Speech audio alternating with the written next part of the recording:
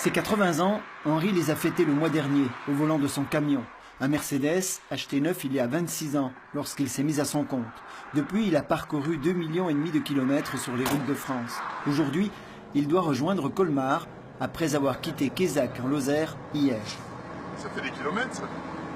Pas tellement, mais c'est que des montagnes, alors il y a 12 km de descente et de montée, ça fait que des S, il n'y a pas 300 mètres de droit.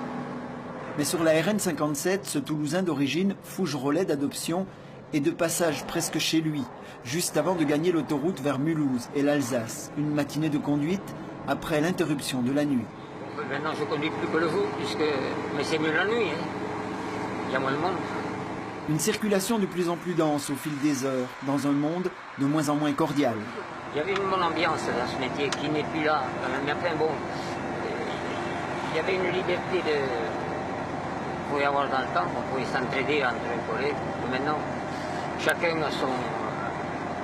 Si on perd du temps, ça ne marche plus. Et en Alsace, plus qu'ailleurs, l'heure, c'est l'heure. En fin de matinée, voici Colmar.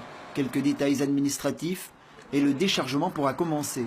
Par expérience, Henri sait se donner une marge de manœuvre.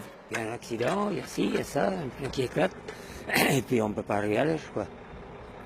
Voilà pourquoi je prends mes avances, quoi. Après la livraison, c'est la route, à nouveau. Cap sur les Vosges pour une nouvelle mission. La route comme un exutoire. Car malgré les contraintes, comme la visite médicale annuelle obligatoire après 75 ans, il sait que cette soif de conduite combat la peur de l'ennui. J'aime pas bien la retraite. Alors, il faut qu'on est en retraite, on se met dans le canapé, dans le fauteuil, et puis il me faut 100 kilos, puis on meurt. C'est peut-être pour ça qu'il n'a pas le sentiment de se tuer à la tâche, même s'il a bien conscience que les jeunes chauffeurs ne sont pas à la fête aujourd'hui. La concurrence, la course au rendement, il les perçoit en lisant le journal, le temps d'un café, avant de remonter dans sa cabine, une sorte de bulle faite de souvenirs et de voyages toujours recommencés.